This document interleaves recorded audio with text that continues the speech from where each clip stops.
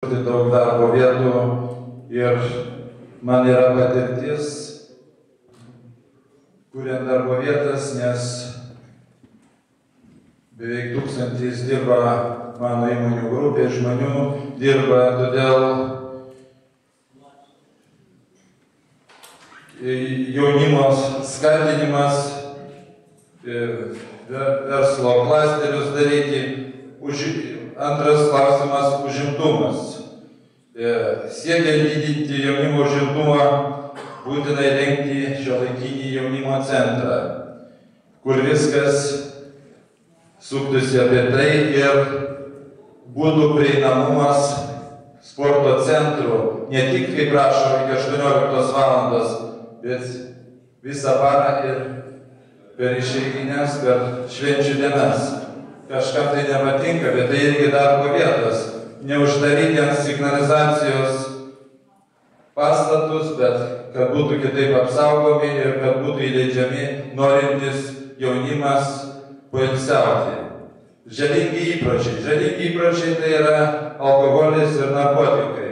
Su policijos ir jų rėmėjų pagalba, aš kaip meras, manau, mes tą visą problemą minimizuosime. Todėl kviečiu visus irgi prisidėti prie šių darbų, nes viskas įmanoma ir viską galima padaryti. Ačiū. Ačiū.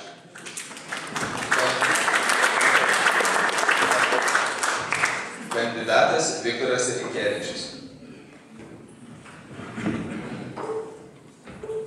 Tai 3 problemos pagrindinės, sakyčiau, pirmas tai tinkamas infrastruktūros sukūrimas rajone, kad jaunimas norėtų čia gyventi ir dirbti. Antras, tai aišku, darbo vietų kūrimas. Trečias, sudarymas sąlygų naudotis tą infrastruktūrą į tomų galimybių, kurios šiandien yra Biržų rajone, ir muzikos sporto mokyklos, tai sporto bazės esamos ir aišku, jų statymas tobulinimas. Pirmas dalykas - infrastruktūra. Tai aišku, pastatyti naują sporto kompleksą, įkurti jaunimo centrą pastatyti, kuris planuojamas čia prie katalikų bažnyčios. Nuo stadionas jau yra, šiandien buvo kritikuota, tai aš buvau Seimo narys, kaip tik inicijavau ir rūpinaus stadiono rekonstrukciją, aš manau, jis reikalingas Biržos. Na ir be abejo, kaimuose įrengti taip pat jaunimui krepšinio aikštelės, taip pat sporto bazės visas, kur yra viešosios erdvės, būtų pritaikytas jaunimui praleisti laisvalaikį ir tokiu būdu būtų jų užimtumas. Tai darbo vietų kūrimas, tai aišku, bendradarbiaujant su verslininkų asociacija, kartu įtraukti investicijas į rajoną. Antras dalykas, labai svarbu orientuoti abiturientus, stoti į tas specialybės, kad jos būtų paklausios, kad jie baigę mokslus galėtų rasti darbą Biržuose, ne vien Biržuose, bet kad jie stotų į paklausęs specialybės. Ir ne tos, kurios šiandien vakar buvo, o tos, kurios paklausios po 5-10 metų, tai būtų didžiulė perspektyva į ateitį. Na ir reikia išnaudoti visas galimybės jaunimui sudaryti sąlygas sportuoti, užsiimti kultūrinę veiklą, kitą veiklą, tarptautiniais ryšiais. Mes turime daug giminingų miestų, rajonus, savivaldybės, kai draugaujam, plėsti ryšius, išvažiuoti mainus jaunimo, kad jie būtų įtraukti į tą veiklą ir būtų išimti ir tokiu būdu jaustų savo dėmesį rajono ir valdžiai ir žmonėms. Kandidatė Irutė Varisė. Tai jau visi pradėjo stoti. Iš tiesų labai daug kas įvardinta ir mano pagrindinė tezė ir būtų tęsti tai, kas pagrįsta pinigais, kas jau gauta ir mūsų didysis siekis be abejo yra sporto ir sveikatingumo kompleksas, kuris nemažą laisvalaikio problemų išspręs. Bet aš galvoju, kad pirmiausia, ir aš tą pirmą išdaviau per verslininkų renginį, kad reikėtų parengti rimtą jaunų žmonių sugrįžimo programą. Pirma, manyčiau, kad reikėtų savivaldybei įkurti Investuok Lietuvoje padalinį. Antra, inicijuoti tikslinės stipendijas, kad mūsų verslo įmonės siūstų skirtų mokytis žmonės norinčius, jie grįžtų čia į Biržus dirbti. Trečia, atgaivinti studijų rėmimo fondą, bet irgi ne pagal pažangumą, kaip kad buvo, o kad tų specialybių, kurių labiausiai reikia. Ketvirta, inicijuoti įstatymo pataisas jaunom šeimom pirmas būstas, kad būtų lengvatiniai kreditai skiriami ir šeimos galėtų ne iš pašalpų gyventi ir ne socialinių būstų, o galėtų įsigyti savo. Be abejo, antra problema yra aplinkos ugdymo kokybė. Aš manau, ir tėveliai, ir vaikai nori mokytis gražiose jaukiose mokyklose, turėti modernes laboratorijas. Tai man atrodo irgi svarbus uždavinys, kad po to baigę mūsų abiturientai galėtų būti konkurencingi gyvenime.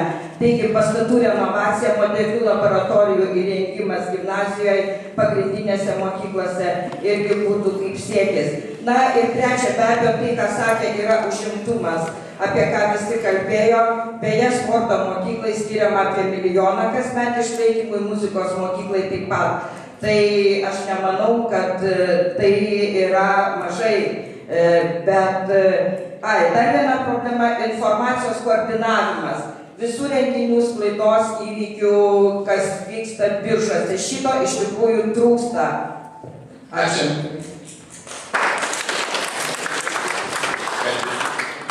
Kandidatė Skirmantė Griciūnienė.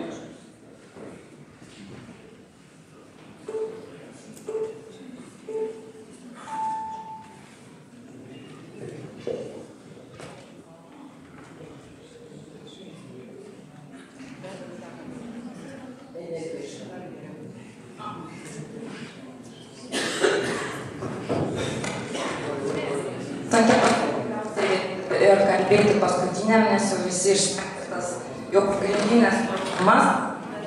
Tikriausiai dėl užimtumo kalbant, užimtumas yra, bet tik tai, kaip minėjo merė, tai yra nepaprastai skurdi bazė ir tų pačių mokyklų ir tos pačios gimnazijos, gėda tikrai nei seni baldai, aparatūra irgi pasenusi, kažką ten naujo patys savo jėgomis įsigyja. Ką liberalai siūlo, mes pirmiausia tai siūlom būtinai didinti biudžetą ir finansavimą neformaliam ugdymui. Ką merės, kad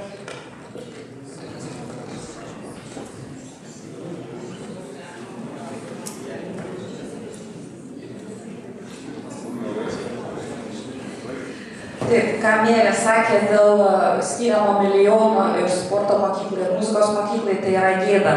Mes skiriame mažiausiai. Tai reikėtų atnaujinti visą sporto bazę ir muzikos mokyklos bazę ir tada jaunimas norės eiti, norės lankyti ir norės dalyvauti.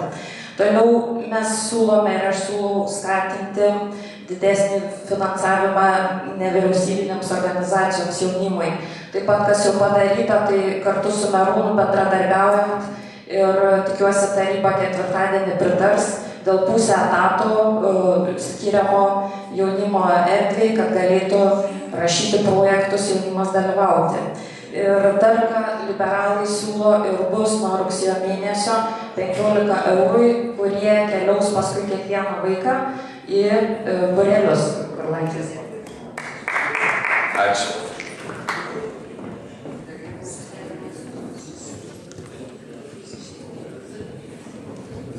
Kviečiame pasisakyti kandidatą Marijų Jakonį.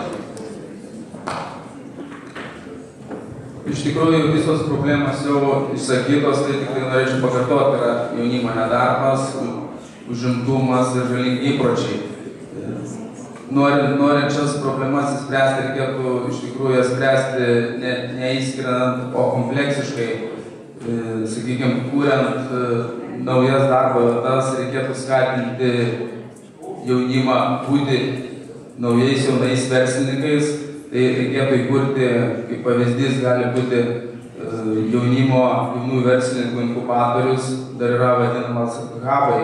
Nėra kažkokia nauja paslaptis ar naujovė, kuri kuriama jau kitose miestuose ir labai sėkmingai veikia. Praktiškai investicijų nebūtų labai daug, reikėtų suteikti jaunimui tinkamas patalpas, kur galėtumėm padėti įsigyti tam tikrą įrangą, turėtų būti geras internetas, suteikti visą informaciją, teisinę bazę, mokestinę bazę, kad turėtų jaunimas kaip pradėti ir turėtų žinių. Ir iš tikrųjų tada mes galėtume realiai prisidėti prie verslo kūrimo, ne tik tai tuščiais žodžiais. Iš tikrųjų dar dėl užimtumo norėčiau paminėti, kad tikrai laukiam to išsvajotojo centro, kuris nežinau kada bus, ant dokumentų gražiai atrodo, bet praktika rodo, kad jo dar nėra. Tai mes iš tikrųjų tuo centru turėtumėm ir užimtumą, ir sveikatingumą, ir nusikalstamumo prevenciją, kur ne tik sportuotų vaikai siektų rezultatų, bet būtų sveikesni ir užimti. Tai tikrai siekčiau tą stengčiaus padaryti. Dar dėl viešųjų erdvių. Iš tikrųjų pas mus nėra išnaudotos viešosios erdvės ir nepanaudotos, neįkurtos aikštelės, kur galėtų ateiti jaunos šeimos su mažais vaikais praleisti laiką. Tai turėtų būti mūsų visų rūpestis, nes dabar biržai nėra patrauklus. Kai pasižiūrė, mes visi dirbam, bet grįžę namo, iš darbo nėra kur nueiti ir kaip paleisti laisvalaikį. Ačiū. Atsiprašome už šiokius tokius nesklandumus ir sekantis visi klausimai turės minutę laiko atsakymui. Ir viena opiausių problemų biržose